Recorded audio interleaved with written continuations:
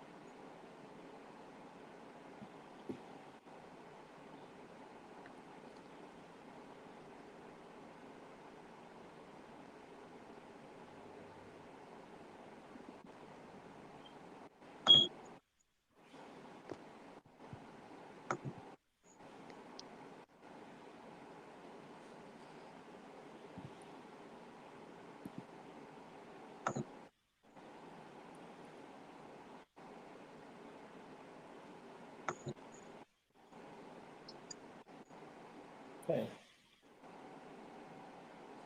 I told him we didn't hear no audio on that. You guys hear me? Yes. Yeah. Okay.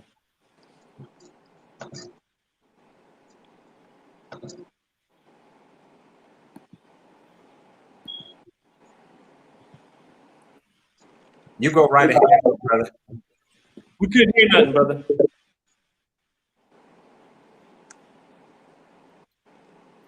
Yeah, you go ahead and start it on up. Can you hear me? You go ahead and start it on up, Brother Kevin. Okay. We couldn't hear the audio. I just wanted you, Brother Steve. Can everybody hear me? Yes, I can hear you. I can hear the audio. Is it on mute? Okay, no problem. All right, well, in the name of Allah, the beneficent, the merciful, I bear witness there is no God but Allah. I bear witness that Muhammad is his messenger. I'd like to thank everybody for coming on to today's panel. What we're going to be talking about is it time for us to separate? We're going to be looking at the climate of today and see what's going on in this country. We have a history of being here for over 400 some years. We see other narratives that's going on since we've been here.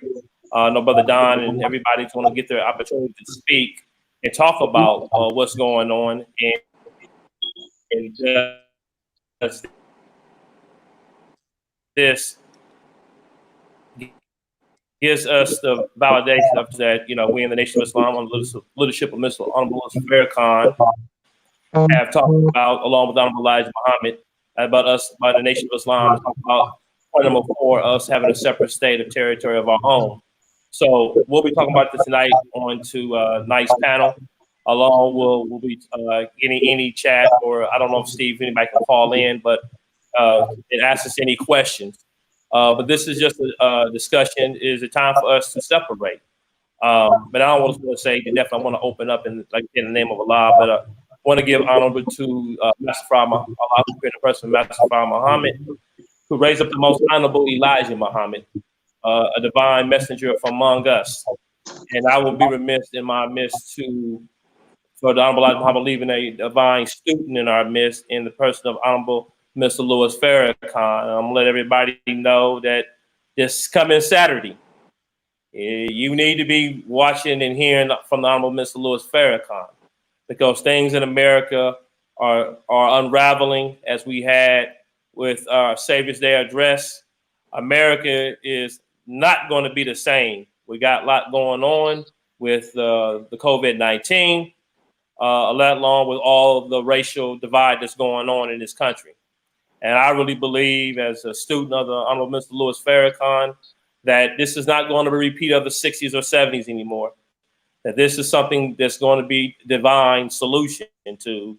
So America and for the president need to take heed, and all of us need to listen to the Honorable Mr. Louis Farrakhan on Saturday, July 4th, 11 o'clock, our times, Eastern Standard Time, 10 o'clock, Central Standard Time, 8 o'clock, Pacific Time. For that, I'll go ahead and let anybody on the panel who has anything to say. I'd like to start with the sisters first. Sister Shana, Sister Lakeisha, start with you first, if you ever want to go first.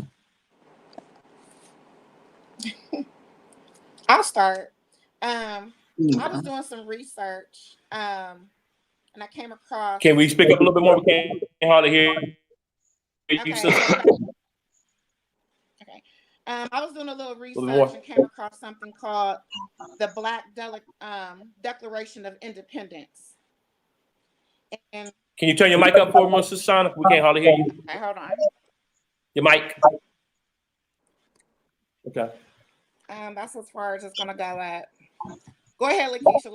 Let me figure this out. I can hear. Okay. I can hear her fine.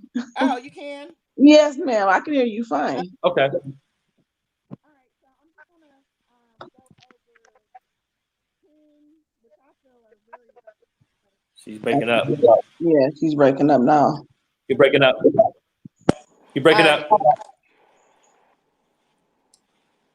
10 valid points. Let me see there. You're breaking up. Everything seems fine on my end. She's okay. You're breaking up a little bit on our end. Can y'all hear? I could hear at first. I can't hear it now. Right. Right. Do you want me to? Okay, go ahead, Sean. There is 10 valid points for separation that we've been under long-term abuse and suffrage. Can you hear me okay? Yes, ma'am. Okay. I'm just going to go over the 10 real quick. Number 1, we were brought here as slaves, treated as savages, exploited, designed to be their labor and bottom class. 2, our basic rights to life, liberty, and pursuit of happiness has been denied. 3, constant fears for loss of life, having to keep our heads on swivel and worry about police brutality in this country. 4, our images and narrative and the propaganda by media outlets make us look like criminals, lazy, and inhumane. And you see how Karens are acting, towards those images. 5, guns, drugs have been brought into our communities to accelerate the genocide of our people. 6, the poor quality of food in our communities, which promotes disease and early death. 7, our children aren't being educated in the public school systems. 8, the corrupt justice system and harsher sentencing. 9, unemployment and systematic denial of opportunities for our people.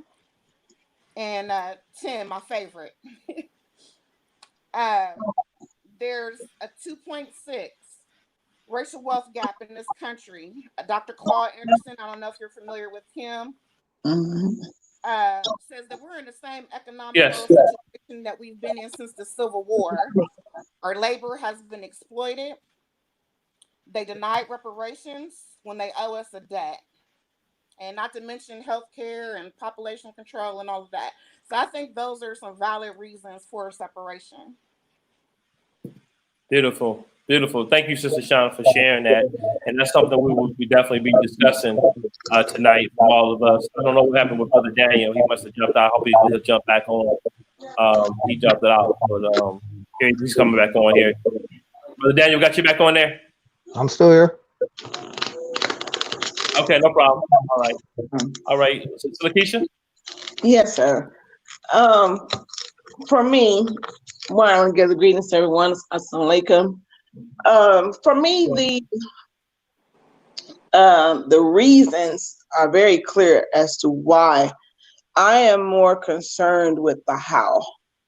Okay. With 400 years of being here, or I mean, if you just happen to drop on the planet in the last 10 years, there's enough reason for us to consider that separating is a solution. So for me, I would like the conversation of how.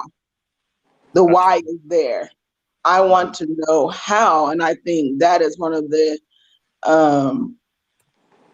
questions that need to be tackled, because Black people are kind of a show me people. We talk a lot, but it's not until the how that becomes a reality. And so I think that for me is my focus is how we're going to do it. Gotcha. Mm-hmm. Yes, ma'am. Brother Daniel, Brother Don.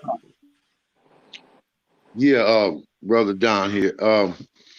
I kind of agree with what the sisters were saying. Can you hear me? Okay. Yes, sir. We can hear you clearly. Okay. I think basically the first sister that spoke kind of hit it on the head. Everything, racism and racial hate in America for Black people affects every area of our life. Growing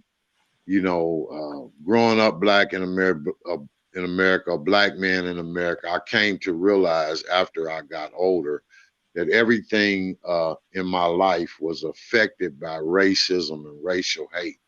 And that's more, I'm 59 now, that's more profound now than it's ever been in my life.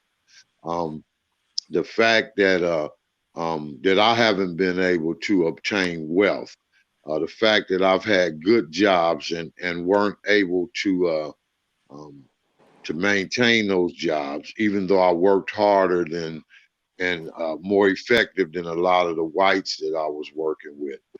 The fact that it took me so long to purchase my own house, all the way down to, you know, when I ride to the store or I ride to church or I ride anywhere else to work, I got to worry about being pulled over, which creates other problems, which has created other problems in my life over these 59 years.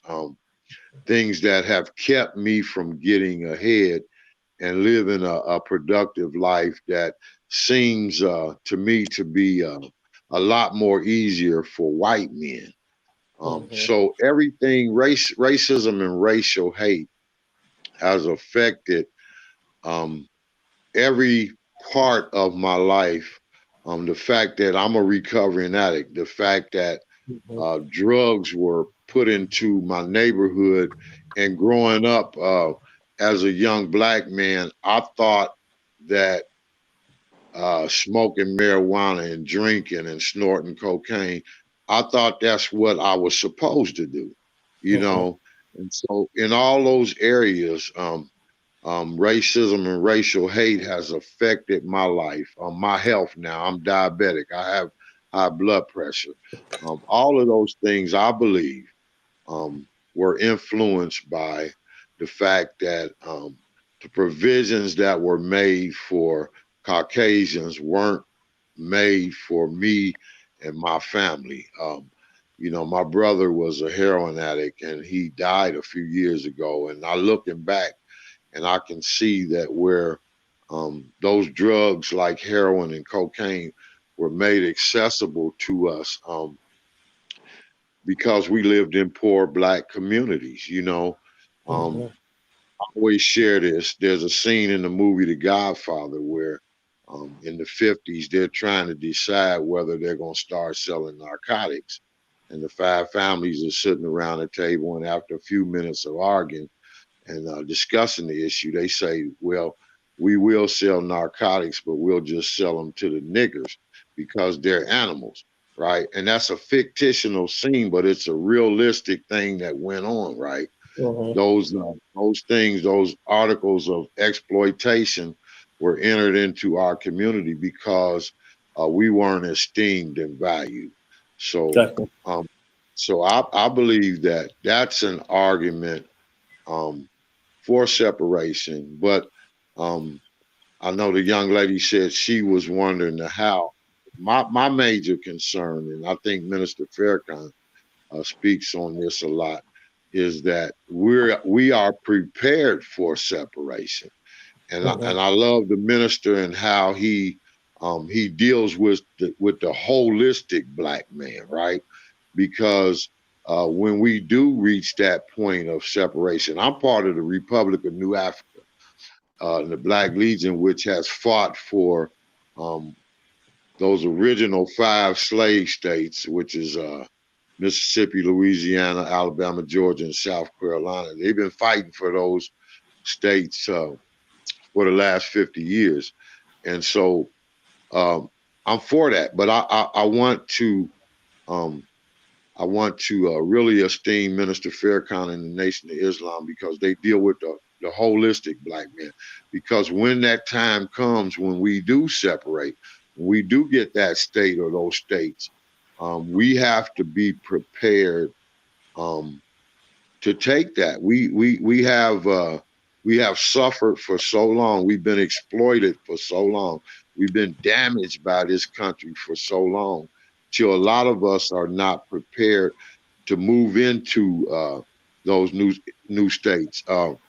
You know, some of the behaviors that we're into now, if we don't correct those behaviors, yes, sir, we'll just end up in a worse condition than we are under the white man's rule. So that's one of the things that we do in the new Black Panthers. We try to address the issues of the holistic issues of the Black man. So when that time comes, we'll be prepared to move into that state. All right, thank you, Brother Don. Brother Daniel.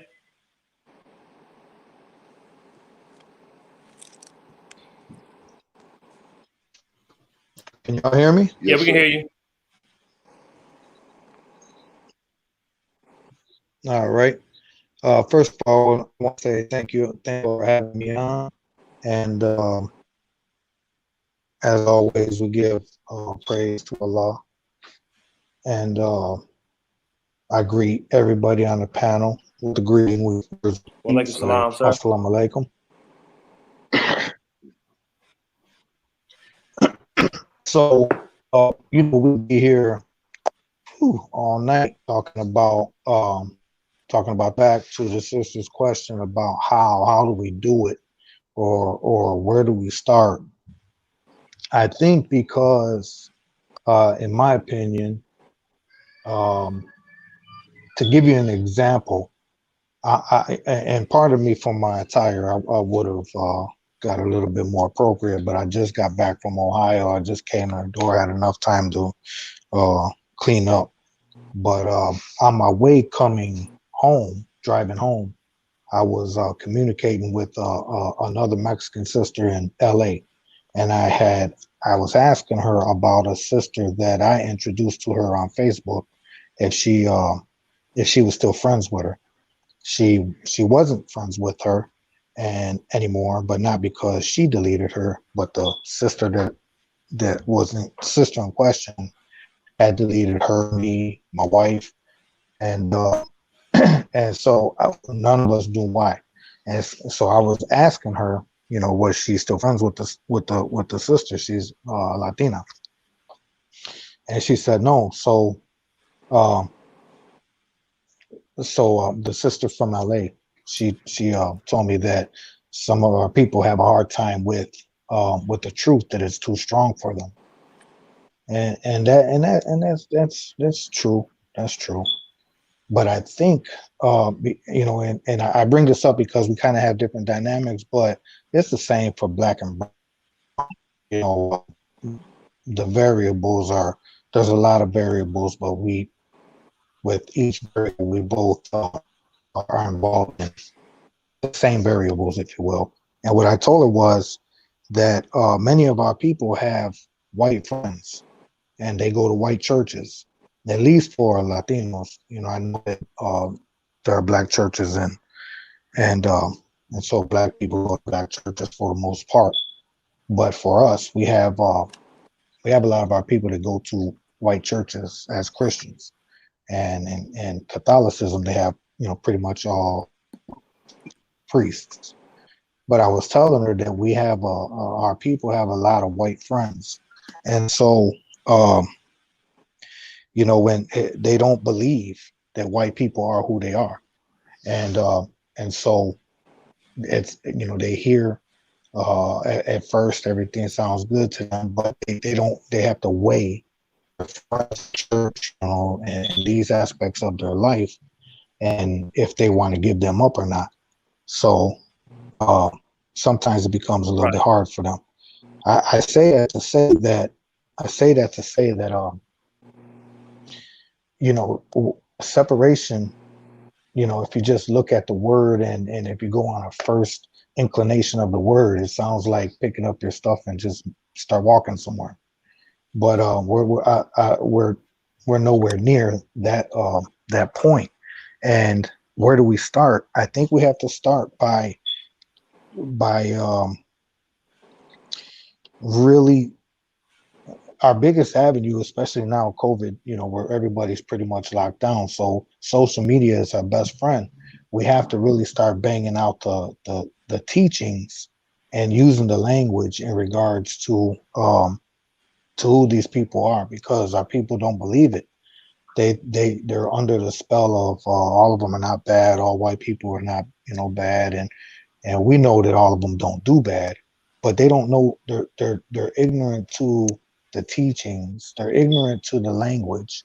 And if just given a chance, you know, to hear a little bit more of it, you know, we might be able to generate a little momentum for the idea of separation. I mean, as far as believers and sympathizers and supporters, yeah, we all on board. But as far as our people that only have heard the minister speak every now and then, or, you know, for the most part, they think we're just angry at white people. They don't really realize that we're taking into consideration their nature and how they think and operate. So, and they don't believe there's a difference. So, you know, I think that if we talked about it more on social media and then assisted one another, we can, you know, onlookers will see, damn, they're carrying on in a conversation that I don't know nothing about, but how do these people know about that and I don't? You know, for a while I did a little bit of network marketing, and I knew that whenever I was, you know, trying to draw business or draw people, I knew that they weren't necessarily going to like the you know, the comments or the posts, but I knew they were watching and I knew they were following. So I think that if we can get onto the teachings more about the difference of the two people and showing them with you know, with the language, and then supporting one another on the posts, then I think that's the beginning. You know, I know that we want to hurry up and get to the separated part, but you know, it's like anything else. You have to start really slow, and you know, baby milk and all of that. But I mean, we have to, and at the same time, we got to give our people a little bit of credit too, because I'm somebody that I didn't have to hear it over and over and over and over and over again. It was right is right, and if it makes sense, it makes sense. But if they don't hear it, then they had nothing to, you know, to weigh it against, and all they know is everything that this you know, what the Caucasian gave them. That's all they know. So we have a mighty fight, you know, but not one that can't, you know, you get one at a time, and then before you know it, you know, you think that you got this one or that two or that three, but really there was 4, 5, 10 people already that been following you. So the numbers are gonna get there. I think that we just have to talk on it a little bit more on social media. Good job. Yes, sir. Well, thank you, Brother Dan. I think that exactly what you're saying, everybody said, is definitely the truth there. Sister Lakeisha brings a good thing on how And I think that's why we're here too, because I think what I've known on social media, besides the minister, Sister Ava, and I know Mr. Tony's talked about on things about separation. I think we're one of the first groups that's tonight holding this event where we're talking about it and explaining this. And if anybody, I think we'll be getting some live comments and stuff like that in, and questions from people. So I think this is give the panel here a round of applause for just want to be here to do that. One of the things that the minister have said though is that, you know, and we see this, brothers and sisters, that we're seeing things change. And as our people see what we see with George Floyd and Breonna Taylor, they're going to want to cry out for separation. And that's what we're starting to see. And then, you know, minister said also too, that in, you know, because they didn't hear Moses, he's going to be, allow us to be bitten by fiery serpents. And we're starting to see that. I think with, you know, every time you look on social media or every time I turn the TV on or someone's calling me, there's always a tragedy. I mean, every day. And this is just going to build more and more and more up. So this dialogue of talking about it is great. And, you know, how will it be done here? I think one of the things, Sister Lakeisha, is that I think the nation, the Black Panther Party and those organizations are telling about we have to start what we do now. I mean, one of the things we do now is we've always advocated that we should take care of ourselves, support our own selves. That's one of the reasons why we can start. If we start small, like you said, number one, you know, if during this time that we have a lot of racial tension and is us being affected, a Latino, are we spending our money with our own first? Are we doing that? When we can. I know my mom, she did that where she was having a black contractor come and do something to her house, black contractor, and that affected. So, I mean, those small changes we can start. Cleaning up our own neighborhoods. So these are some of the things as we start small and, you know, over the big thing, I really believe that have things on a larger schedule, but on a smaller schedule, Sister Lakeisha, I believe that we can start small. In the nation, we have a 90-year history of saying that, hey, support your own. You know, everybody knows if, you know, we look at the Bible, the final call, it is self-explanatory about what we believe in and what we do. We go in our neighborhoods, we clean up. We're taught to marry our own Black woman, and with no, you know, again, we know about love, but we're taught about that, and we do that. Take care of our own children. So these are the things that we do on a smaller level of the separation. And then, like Brother Daniel said, number one is the education system. I mean, everybody knows that usually what we're taught in the education system is at least about over 50% lies. And so we have to separate already from that. So, you know, I'm just saying that that's one of the things I see, that we start off small and then we can work to the bigger thing. So anybody can chime in on that after that. As far as the how, I agree. I kind of feel like we need to get on code with each other and get on one accord and have some type of code of conduct, especially in sharing the information and how it could benefit us. That could be one part of how. Yeah, We're definitely not on code. You said we're not on code? No, we're not. As a people, we talk about unity, but we don't practice it. Right. Okay. One of the things that I don't want us to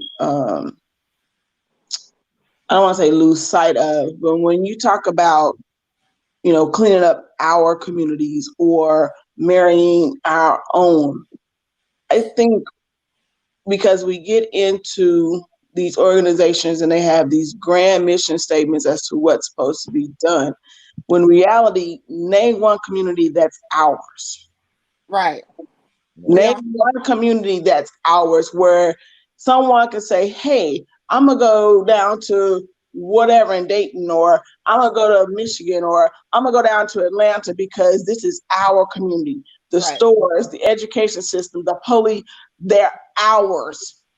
I think that's the problem, is there's not an ours. And as long as you think that there's just because you live, in a particular neighborhood, when the reality is most of the time, when we get up, we go through the education system, we get the job thing, most of us move out of our community because we've been educated to think that white is better or the other communities are better. So it's very difficult for you to claim a community that you don't even want to live in. And that's the reality. We don't want to live amongst each other. Let's not sugarcoat that. Most of us who have done well, been blessed in life, soon as we get a little bit, we don't reinvest in the community that we in. We at the projects. We move into that. So how can you, as a person who's talking about separating, when where your mind or where you're taught to separate to is with the people, with your open enemy? I mean, we really have to deal with that. We don't have a community that belongs to us. And so till you get that in your mind, you have to start somewhere. If we're taught to study them, whether it be Jews, whether it be Chinese, whether it be Indians from India. I live in Michigan. Every last one of them has a community. If you go to Farmington Hills, they're concentrated there. So much so that that's what a grocery store has popped up where they sell Indian food. They're talking about building an Asian community in Novi. Novi is about 20 minutes outside of Detroit. The Arabs and Middle Easterners have Dearborn. So until you really get where you want to live and concentrate in an area, all of this separated, we're separated now, but until you concentrate that power together, that hour is never going to, you can't do it if you all are not together. If you study the communities that are strong, they live, they work together, they create businesses. Wherever you have people, there's services that need to be had. So when you're separating and trying to live amongst them, that mentality will never create an hour. Gotcha. That's right. Yes, I think Harriet Tubman said, I freed 1,000 slaves, right? She said, I could have freed 1,000 more if they knew they were slaves, right? Right. And I think that speaks to what Brother Daniel was saying. It's really about making people aware of the fact that, and I think it speaks to what you were just saying. So, we've been indoctrinated to believe that doing good. Amari Baraka said that it's a sad day in the Black America when we think moving out of our communities is progress, right? But we've been indoctrinated to believe that that's the case. I was just having a discussion today with some people about how Dayton, where we live, whenever blacks get a couple cents over $1, they want to move to the suburb, right? And simultaneously, the white folks are coming back, taking that good housing stock in Dayton, rehabbing it, and making it their community again, right? So, even with my children, right? Instead of buying and investing in the Black community, they want to move to the suburbs and pay a high price to rent a property instead of owning a property. So I think it speaks again to the brother was talking about social media, which is a powerful medium where we can share information. And I think it's about making our people, especially our young people, aware of the fact of our condition and how we've been brainwashed and how we've been indoctrinated, right? But I think as tragic as George Floyd and some of these other blacks that have been killed by the police, as tragic as those events are, the good side of it, if there's any good, the good side of it is that it's waking a lot of blacks up to the fact that they don't love you, okay? They don't love you regardless of whether you move next door to them or you move into their community, if you alter your voice and you talk like them. you marry into their race, they don't love you. And that's the point I think that people are in the Black community are coming to now. We coming to a new awareness. We watched that video, that police officer kneeling on that brother's neck for 8 minutes and 46 seconds. And it did something to America, right? As tragic as it was, it woke us up to the fact that this is what they really feel about you, right? And I think it sent a shockwave through this country. And I believe that people kind of woke up. I'm just concerned about the fact that when we don't have a tragedy to focus on like that, then oftentimes we begin to get complacent.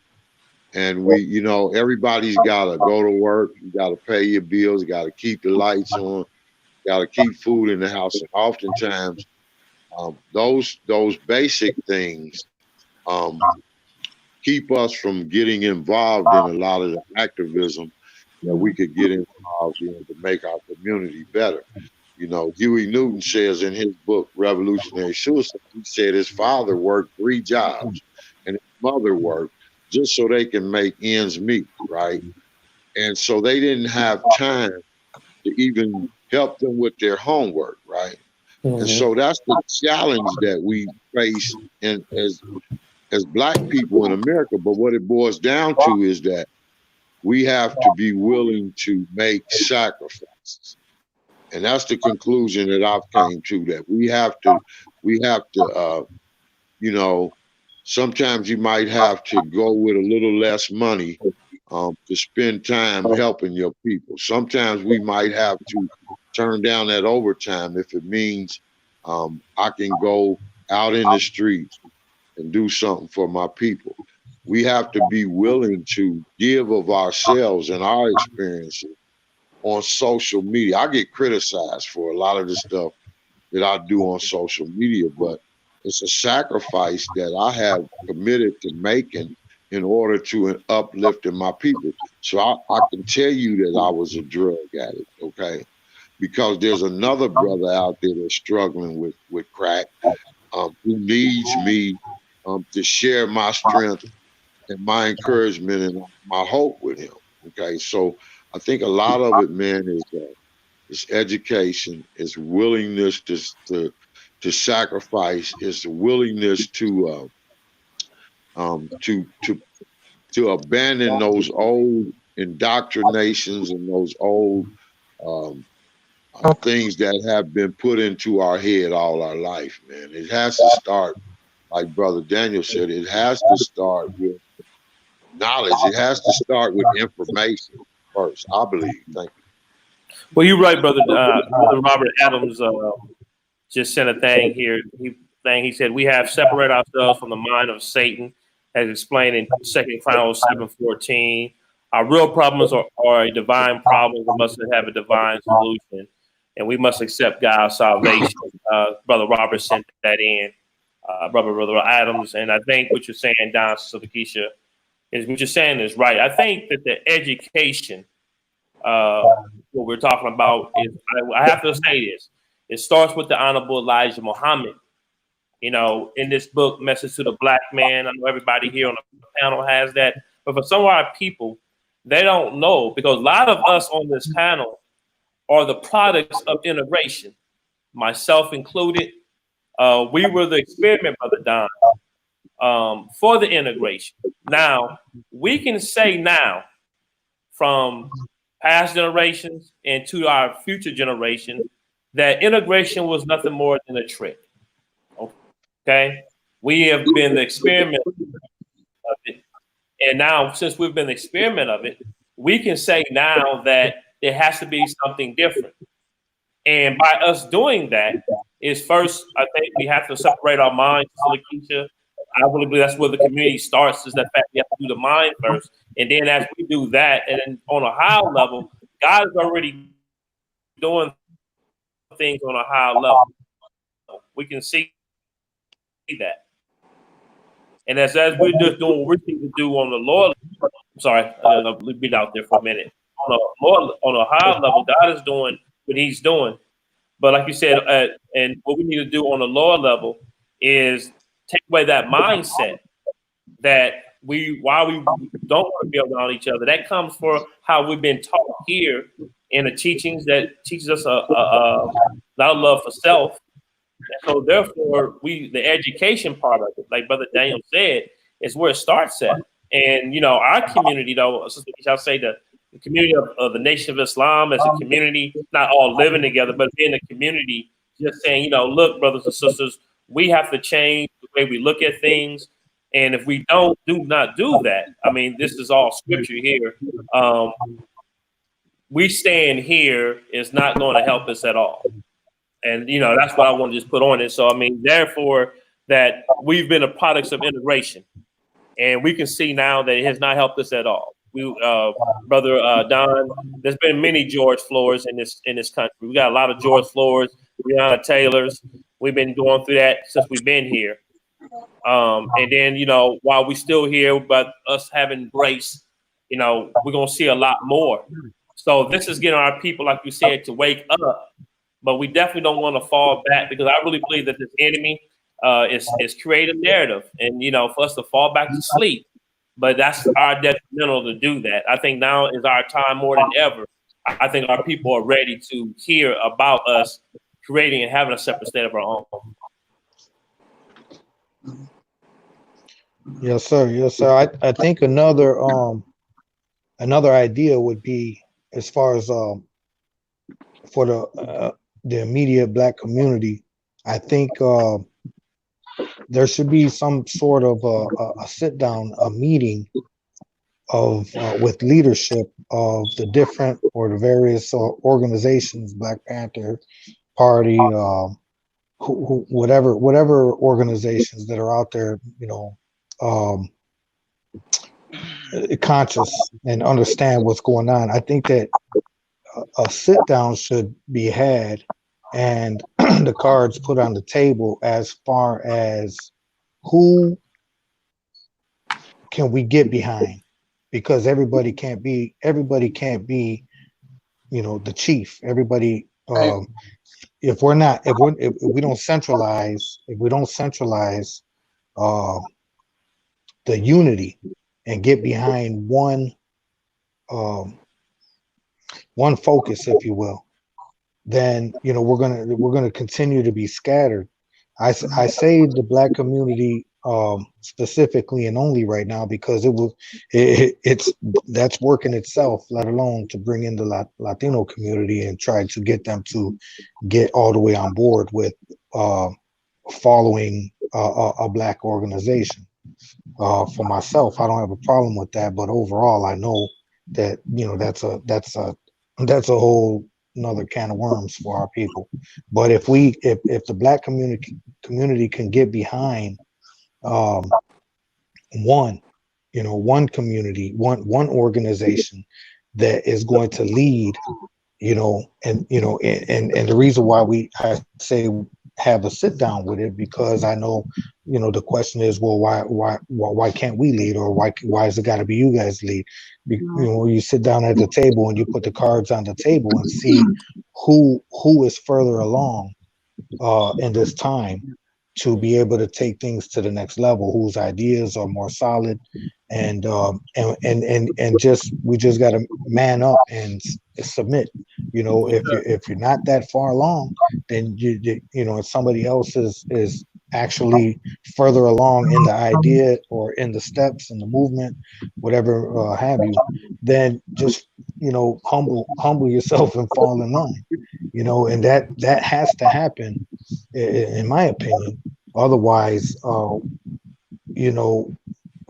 we're all going to be, like the sister said, we're going to talk the unity, but we're not going to be practicing the unity. Right. So eventually that kind of meeting has to be had. And if it's this organization that has produced more leverage, if you will, or whatever, and then this organization, then let's all get under that. Let's get all under that umbrella and move together. If it's this organization, then let's get all under that and let's move together. But it has to that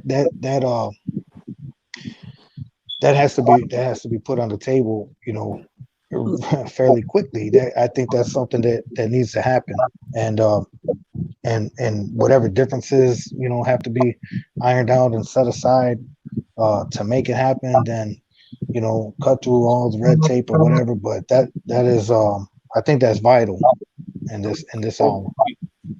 Well, it was responding, but the only leader that I know of, and anybody can, you know, correct me if you, Sister Shana, is that as far as world leader that has been talking about separation consistently or organization consistently is the organization that we represent on this panel. That's along with you too, brother Don, too. But I'm thinking that some of our organizations, it's a very afraid subject. And everybody on this mentioned that, you know, we just have something within ourselves, brothers and sisters, that we do not want to leave our slave master and his children. But we have to look at where we are. I think everybody on this panel, and I think most of our people know about God and believe in God. And this is what God wants, you know, for us. That's just on, excuse me for my bow tie, what God wants for us. So, I mean, we have to look at that. I'm Louis Farrakhan, I'm a Mr. Elijah Muhammad. The teachings of them have been very consistent. Our Final Call newspaper now, and then it was Muhammad Speaks. It's been very consistent about what we've asked for on point number Economic 4. blueprint. I'm breaking up. I can hear you. Can you hear me now? No, I'm sorry. I Okay. I know I'll break up a little bit, but we've been very consistent of the teachings of Elijah Muhammad talking about a territory or state of our own. And I believe that the Honorable Mr. Louis Farrakhan has the answers to this problem. We will be hearing more from him on this coming Saturday. But I believe that he has some of the answers and know what the solution is. And like you said, Brother Daniel, we need to get behind leadership that is consistent with this. And I just believe that Honorable Mr. Louis Farrakhan is that divine reminder in our midst that's chosen by God, who has that solution for us for the next level. That's just what I believe in both scripture, Quran, message to the black man. I mean, you know, it's been consistent. We ain't got to read everybody here tonight because, I mean, Honorable Elijah Muhammad made clear to us that that's going to be the solution that's going to be for us. And, you know, Sister Lakeisha still made a good point, though, is the how. But I think the how does start small. That number one, that we have to first with the mentality. Because everybody know, and everybody's not going to want to leave. And we know that. I mean, that's Honorable Elijah Muhammad addresses that people can have the ability to accept or to reject. So to think we're going to get everybody, brothers and sisters, you know, we're not going to be able to do that. So we know that. So those who have like minds, like ourselves on this panel, that's what we have to start with. And then on top of that, Allah God is going to start doing things in this country that we already see and going to continue to do more. Like Brother Don and everybody, you guys familiar with the book of Exodus. I mean, if we don't believe that we're living in that time where God's going to increase the plagues on America because of us and the natives of this land, then we need to go back and reread our scriptures. This is no plaything. This is not the time as it was in the beginning. This is going to increase plagues on America because she refused to hear Moses on this. And I think that while we got to educate our people for the time we're living in. And that's just my take. Sister Shana, I know you had something to say. Oh no, I agree with Sister Lakeisha when she was talking about not having a community. We don't have a community because a community circulates its money. Our community builds. We have hoods. And I also agree with someone else. We do have an illusion of inclusion. And the other gentleman about leaders and getting together. You know, we once had that, like a state of Black America. I think it was like the State of the Union of Black America or something like that. Travis Smiley. Travis Smiley was the moderator. Farrakhan was on there, you know, giving that hot fire. But I think, like, you know, I believe, you know, God will settle our debts. But in the meantime, in between time, we should be taking some steps, like I was saying, like getting on code, getting an agenda together, and like until we can come together for a leader or different groups, the agenda could be the leader, because we do know the history of this country, what they do to our leaders and how they target us. And I think that's the Sister Shana. I think that's the wisdom of the minister. I remember right after, excuse me, the Million Man March, there was an agenda that came out, and it was broken down into the 10 ministries. We were instructed to do local organizing committees, and he didn't break it up, but he made it universal. He was like, whatever group is doing something in your community, go and support. And we need to keep that mindset, because yes, the minister is our guy. We believe, but you have people who feel like they won't come on board because they feel like they have to convert over. Islam is universal, period. And we have to, if we're talking about grabbing a whole nation of people, we have to use that universal language. There are people in our community that are doing things that have been consistent besides us. And we have to acknowledge that, just as the minister does. So we have to be careful in our language, because everybody here is familiar with what we're talking about. But if we're broadcasting live, there are some people who don't know about the messenger and Elijah Muhammad, and they don't know those things. So if they were to come on, we would look very cliquish right now. The language is not universal. Are we able to, if somebody beside Mr. Farrakhan, the spiritual leader, the rest of us are soldiers to execute. So in your city, that's what you're supposed to be doing. He's given the instruction. I'm looking forward to the July 4th, but he's given the instructions and been given them. For me, what else does he have to say? Whatever you want to do, whatever your gift is, in the local organized committees, in the 10-10-15, you have an avenue. So for us, it's about execution. How many more lessons does he have to spill out for us? People are doing things. And so at some point, we have to execute what has already been said. And so wherever that starts at in your city, like I said, the building a community, having that discussion, really getting with people in the community that's like-minded, and move out. We can no longer sit and wait for Minister Farrakhan to tell us what to do in a city. We're supposed to be Minister Farrakhan. Everybody has a sphere of influence.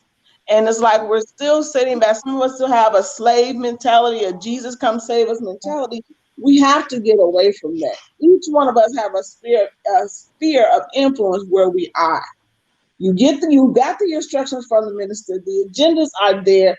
Let's move out. Amen. Yeah. I You agree. was talking about it's a difficult task, but it's not.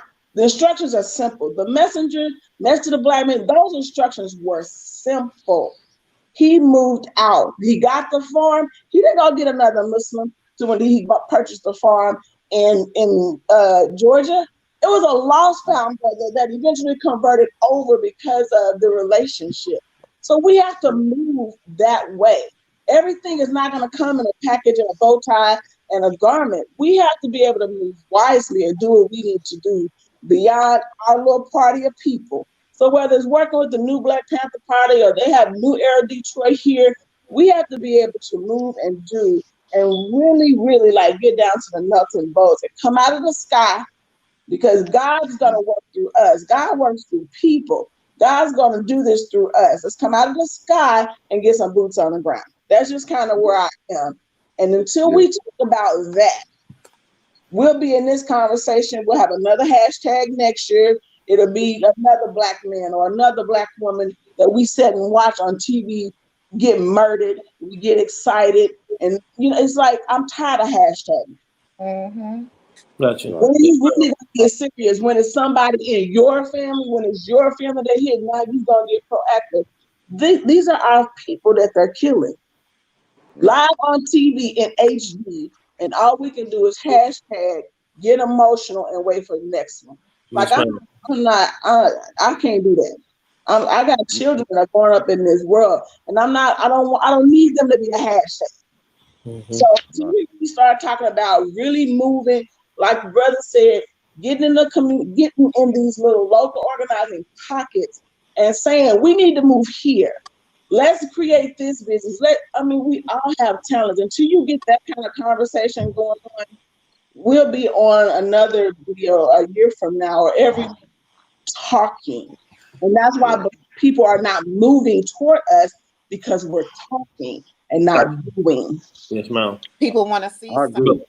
something. I agree with that.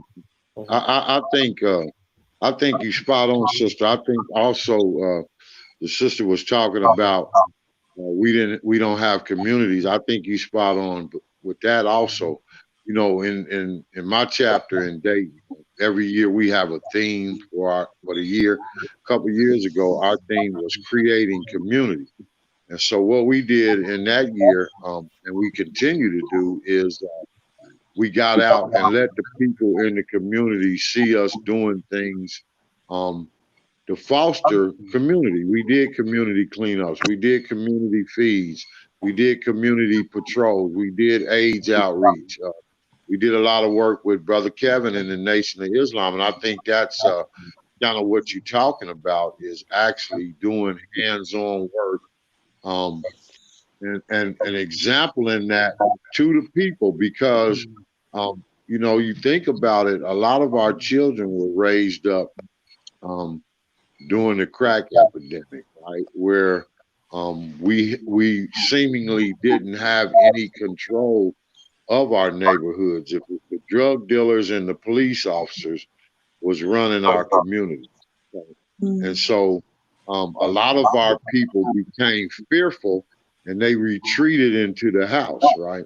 So we had to be courageous enough to go out there and bear the discomfort, because that, you know, that type of behavior is uncomfortable for a lot of our people. Just being honest, right? A lot of us don't want our friends to see us out there picking up trash. We're afraid to knock on doors and give out literature to our people.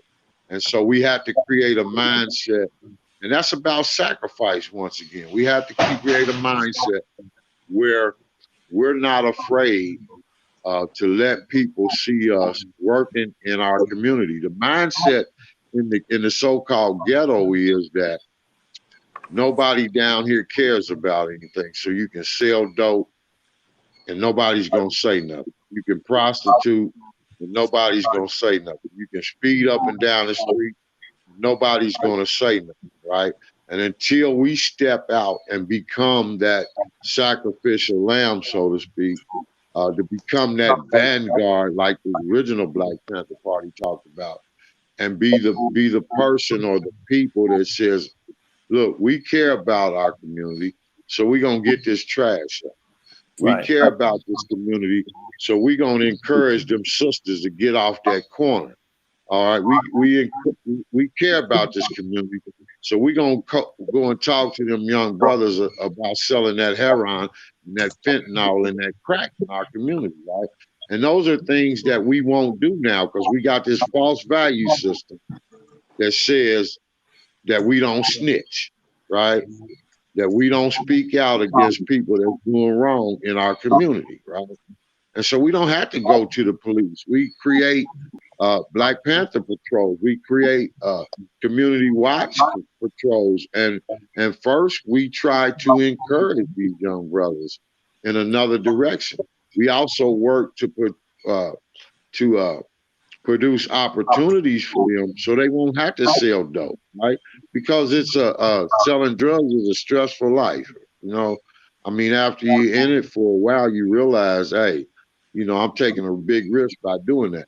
So, but we need like boots on the ground, like you said. We need people who are prepared to come out of the meeting room and hit the streets. You know what this coronavirus did in America, in the Black community, amongst these community groups?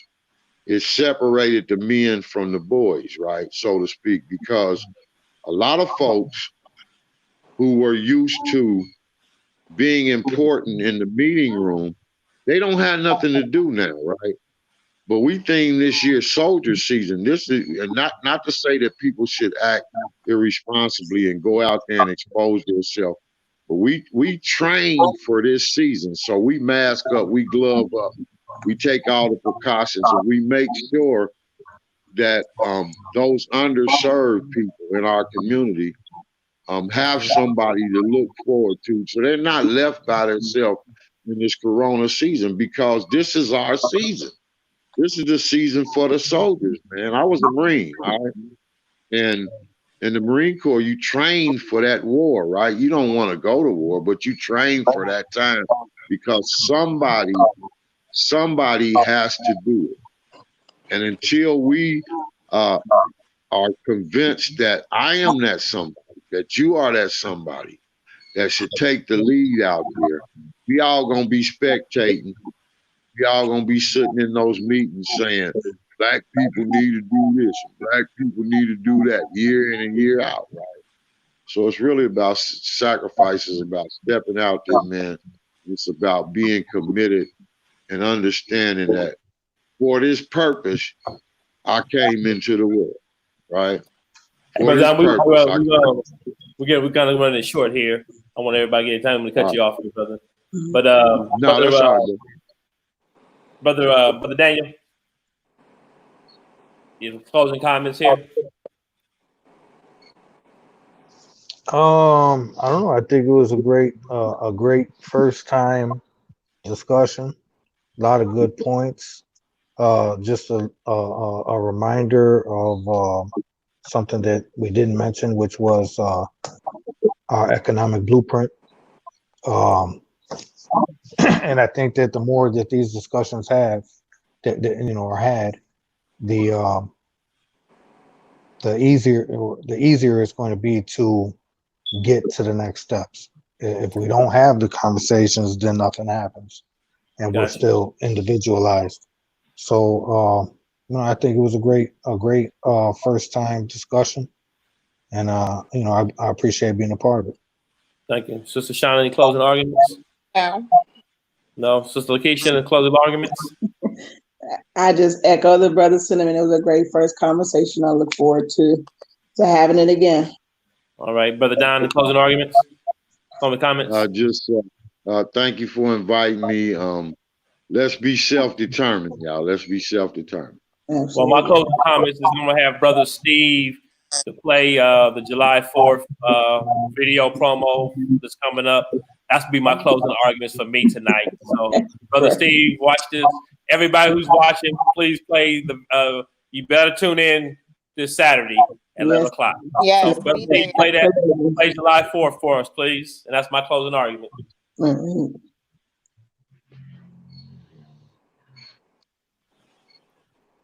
We're not getting the sound, Brother Steve. No sound. Oh, we want to play that again.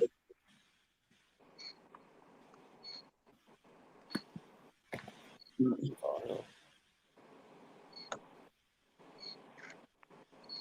trying to play that. Hold on.